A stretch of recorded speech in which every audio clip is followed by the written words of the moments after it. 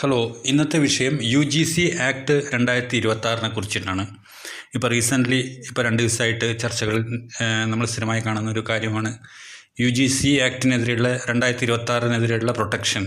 അതായത് എന്താണ് UGC act എന്ന് പറഞ്ഞാൽ യൂണിവേഴ്സിറ്റി ഗ്രാൻറ്റ്സ് കമ്മീഷൻ അതായത് യൂണിവേഴ്സിറ്റികളിൽ പഠിക്കുന്ന വിദ്യാർത്ഥികളിലുള്ള ഡിസ്ക്രിമിനേഷൻ, അതായത് ഭേദഭാവം, അതായത് എന്താ പറയുക, ഉന്നത കുലജാതരായിട്ടുള്ളവരും പിന്നെ SC ST OBC തമ്മിലുള്ള, അതായത് ഇപ്പം നോർത്ത് ഇന്ത്യയിലൊക്കെ ഏറ്റവും കൂടുതൽ നടക്കുന്നത് എന്താണെന്ന് വെച്ച് കഴിഞ്ഞാൽ പട്ടികജാതി പട്ടികവർഗത്തിൽപ്പെട്ടവർ, അതുപോലെ തന്നെ OBC പിന്നോക്ക വിഭാഗത്തിൽപ്പെട്ട കുട്ടികളെ ജാതി പറഞ്ഞിട്ട് അതിൻ്റെ പേരിലും താഴ്ന്ന ജാതി എന്ന് പറഞ്ഞ് മർദ്ദിക്കുക, അവരെ ജാതി പറഞ്ഞ് കളിയാക്കുക, അവരെ പരിപൂർണമായിട്ടും എന്താ പറയുക ഒരു അടിമകളെപ്പോലെ കണക്കാക്കുക. അതായത് ഉന്നത കുലജാതരെ അടിമയായിട്ട് നിൽക്കണം എന്നുള്ള രീതിയിൽ വിദ്യാർത്ഥികളെ കണക്കാക്കിക്കൊണ്ടിരുന്നത്.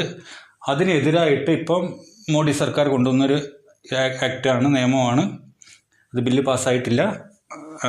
അതാണ് UGC ആക്ട് 2026.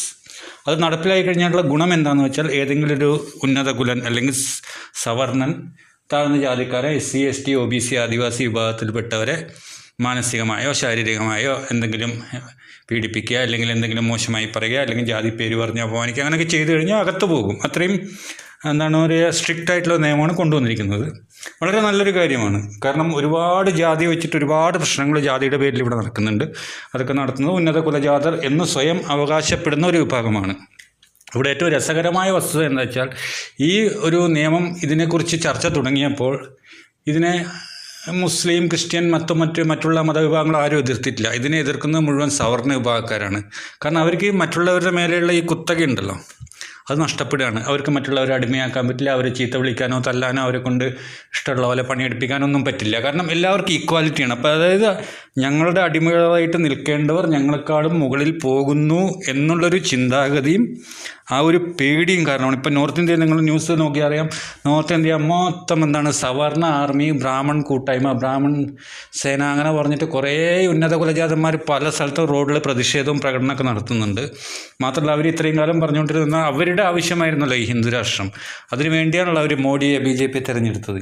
ഇപ്പോൾ അവർ നേരെ തിരിഞ്ഞിരിക്കുകയാണ്. കാരണം എന്താ വെച്ചാൽ ഞങ്ങളുടെ ആവശ്യത്തിന് വേണ്ടി, അതായത് 3% മാത്രം പോപ്പുലേഷൻ്റെ, ജനസംഖ്യയുടെ 3% മാത്രം വരുന്ന ബ്രാഹ്മണർ അവരുടെ ആധിപത്യവും ആവശ്യങ്ങളും നിറവേറാൻ വേണ്ടി തിരഞ്ഞെടുത്ത സർക്കാരിൻ്റെ പ്രധാനമന്ത്രിയായ മോഡിക്കെതിരായിട്ട് തിരിഞ്ഞു. കാരണം വെച്ചാൽ അവർ ഈ ഒരു നിയമം അവർക്ക് പണി കിട്ടുന്ന നിയമമാണ്. കാരണം അവർക്ക് അവരിഷ്ടമുള്ള പോലെ ബാക്കിയുള്ളവരെ ഉപദ്രവിക്കാനോ ഒന്നും ചെയ്യാൻ പറ്റില്ല, മോശമായ വാക്കുകൾ പറയാൻ പറ്റില്ല. അവിടെ ഈക്വാലിറ്റി, തുല്യത നൽകുകയാണ്.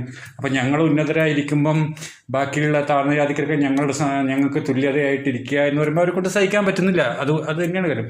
ഇപ്പം നേരെ BJP ഗവൺമെൻറ്റിനെ ഇറക്കണം, അങ്ങനെയാക്കണം, ഇങ്ങനെയാക്കണം, ഭയങ്കര പ്രൊട്ടസ്റ്റ് നടന്നുകൊണ്ടിരിക്കുകയാണ്. അതായത് എന്താ പറയുക, വടി കൊടുത്ത് അടി വാങ്ങി എന്നൊരവസ്ഥയാണ് ഇപ്പം ഉന്നത കുലജാതന്മാർക്ക് സംഭവിച്ചിരിക്കുന്നത്. എന്തായാലും ഈ ബില്ല് പാസ്സാവുക പാർലമെൻറ്റിലുള്ള കാര്യം നമുക്ക് നോക്കാം. അപ്പോൾ ഇതിൻ്റെ കൂടുതൽ ഡീറ്റെയിൽസ് ആയിട്ട് വീണ്ടും വീഡിയോ ആയിട്ട് വരുന്നതാണ്. അപ്പോൾ എല്ലാവരും എൻ്റെ ചാനലൊന്ന് സബ്സ്ക്രൈബ് ചെയ്യുക, ലൈക്ക് ചെയ്യുക, കമൻറ്റ് ചെയ്യുക. താങ്ക്